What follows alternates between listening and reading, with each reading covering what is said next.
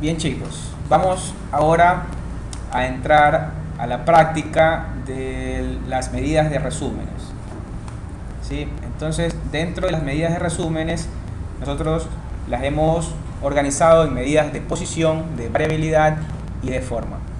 Entonces, en las medidas de posición tenemos la media, mediana, moda, cuantiles. En las de variabilidad, que miden la dispersión de nuestros datos, tenemos las de rango, rango intercuartílico, varianza, desviación estándar, coeficiente de variación. De forma, tenemos la simetría y las formas de kurtosis. Entonces, para esto nosotros vamos a dar un ejemplo, ¿sí?, de las variables de esta que están con estos datos, la variable x en R. Entonces, nosotros, ¿cómo leemos todos estos datos? Con el comando, es una opción, es otra opción para leer datos, ¿sí? Podemos utilizar el comando scan, ¿sí?, y seleccionar todo esto, todos los comandos. Entonces, le damos run. Una vez finalizado acá, que está palpitando, entonces le damos enter, ¿sí? Entonces aquí nos dice que se han leído 31 ítems. Entonces vamos a verificar determinando cuál es el tamaño de este objeto, de este vector, sería que lo hemos almacenado en X. Entonces vamos a darle cuánto es el total de los elementos, es 31. ¿Ok? Entonces, una de las medidas de posición es la media, otra mediana, moda y los cuantiles. ¿Ok? Entonces, lo que vamos a calcular primero son el promedio. ¿Ok? Entonces, ¿cómo calculamos el promedio? Con la función min. Y le ubicamos la variable, que es x, que contiene todos los elementos de este vector. Entonces, le podemos dar run y podemos observar que este es nuestro promedio. Este promedio lo podemos guardar en este objeto llamado promedio. Le damos run nuevamente. Ok. Para saber cuánto tiene el promedio, simplemente le damos run en promedio. ¿Sí? Es lo mismo. Ok. Ahora, para calcular nosotros la mediana, utilizamos el comando median. Aquí está un poco mal escrito. Sí, mediana. Comando median. Simplemente le damos run aquí, introducimos el vector x. ¿Sí? Ya tenemos nuestra mediana. Para el comando moda no tenemos un comando específico, pero podemos utilizar este table, ¿sí? Y nosotros aquí podemos identificar cuáles son los elementos que más se repiten. En este caso, el que más se repite es 1.68, que se repite 4 veces. Entonces podemos decir que esta es nuestra moda, ¿sí? Con respecto a los cuantiles, decíamos que los cuantiles son los que dividen a los datos en diferentes partes, pero partes iguales. Entonces, los más utilizados tenemos los cuartiles, los deciles y los percentiles. Entonces, cuando nosotros mencionamos a los cuartiles, estamos hablando de que dividen en 4 partes. Entonces vamos a tener el cuartil 1, cuartil 2, cuartil 3, que van a ser el cuartil 1 va a ser el percentil 25, el cuartil 2 percentil 50 y el cuartil 3 el percentil 75. ¿Sí? Entonces ya sabemos incluso que los percentiles los podemos dividir en 100, dividen a los datos en 100 partes iguales. Se le damos enter, control enter o run. ¿Cuál es nuestro cuartil 1? Cuartil 1 es 1.64. ¿Sí? Se encuentra en la posición del 25% de nuestros datos. El cuartil 2 en la posición 50, que es, si nos damos cuenta, según la propiedad que hemos visto en la teoría, es igual a la mediana. ¿Sí? Si se dieron cuenta, ¿no? La mediana, ¿cuánto vale? 1.7, que es igual al cuartil 2. ¿Sí? Y el cuartil 3, que está en la posición del 75% de los datos, en 1.77. Entonces, otra Vamos ahora a entrar a las medidas de dispersión, el rango. La función rank solamente nos va a identificar cuáles son el rango mayor y el rango menor, ¿sí? Pero no nos va a dar el valor del rango. Entonces, para eso nosotros hacemos esta diferencia, ¿sí? Entre el máximo valor y el mínimo valor.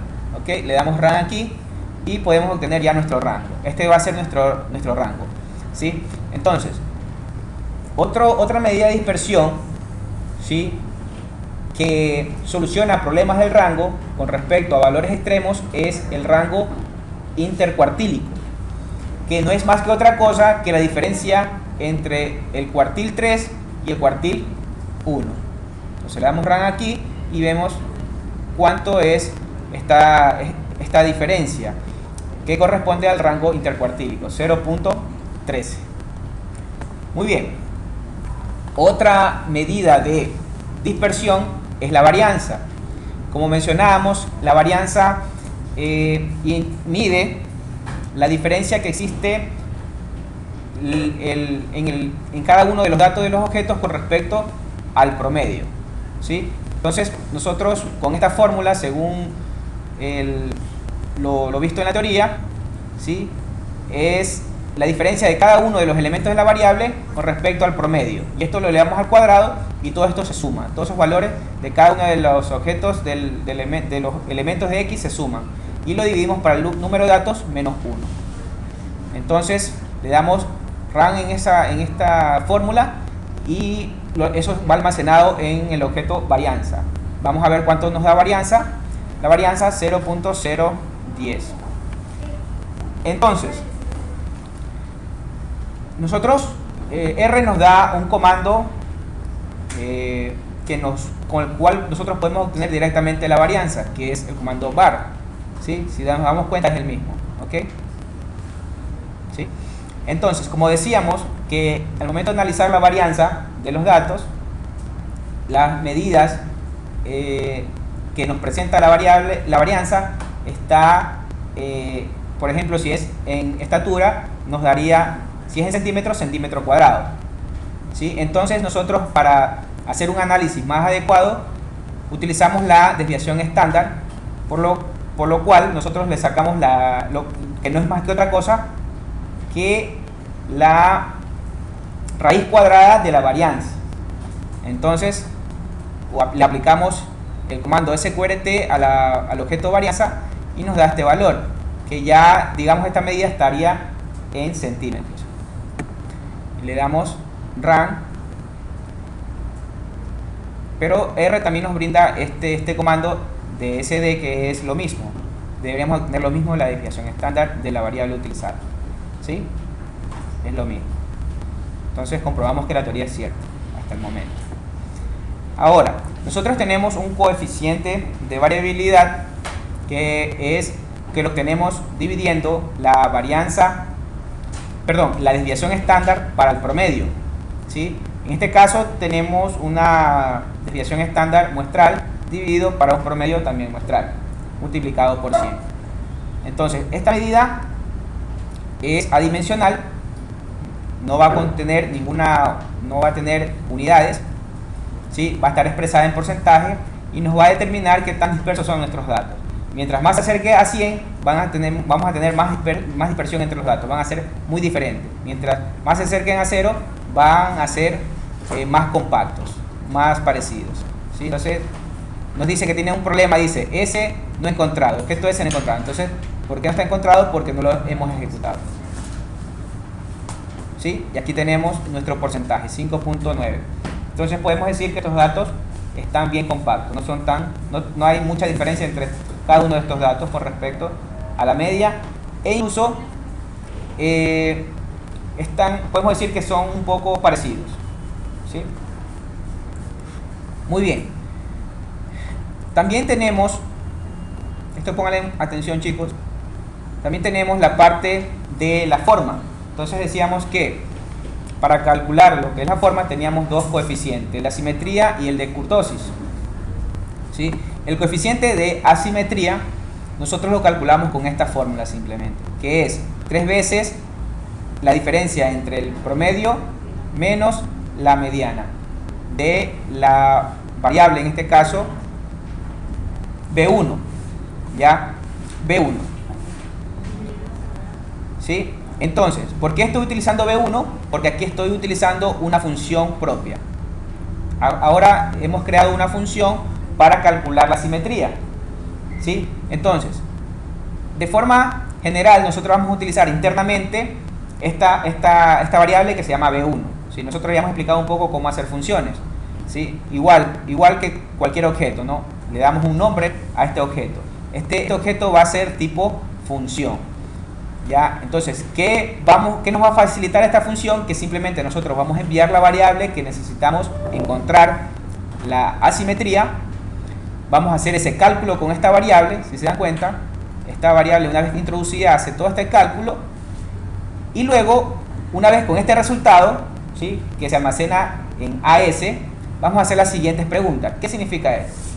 Dice, si el coeficiente de asimetría, o sea, AS, es menor que 0, ¿sí?, vamos a mandar un mensaje que nuestros datos tienen una asimetría negativa. Y presentamos simplemente nuestra variable y el mensaje. Caso contrario, que nuestra asimetría sea semejante o parecido a 0, va a ser simétrica. Y presentamos los datos. Y el caso contrario es que sea mayor que 0, vamos a dar el mensaje que son asimétricos positivos. Y presentamos los datos. Entonces, para utilizar esta función simplemente le damos run. Una vez cargada esta función, ¿sí?, vamos a escribir el nombre de la función, que es asimetría, y le vamos a dar en X aquí, ¿sí? Vamos a escribir X, simplemente vamos a ver esto, nos calcula el valor de asimetría y como es mayor que 0, va a determinar que es asimétrica positiva, ¿sí?, según la teoría, ¿sí? Entonces, una vez calculado la asimetría, vamos a calcular lo que es kurtosis. La fórmula de kurtosis es un medio de cuantil 3 menos el cuantil 1. Todo esto dividido para el decil 9 menos el decil 1. Como no tenemos el decil 9 ni el decil 1, vamos a ejecutar el decil 9 y el decil 1. Luego ejecutamos la fórmula y vamos a tener el resultado. Dice es 0.26. Entonces debemos de revisar en nuestra tablita si es mesocúrtica o lectocúrtica, ¿sí?, dependiendo de la forma. Bien.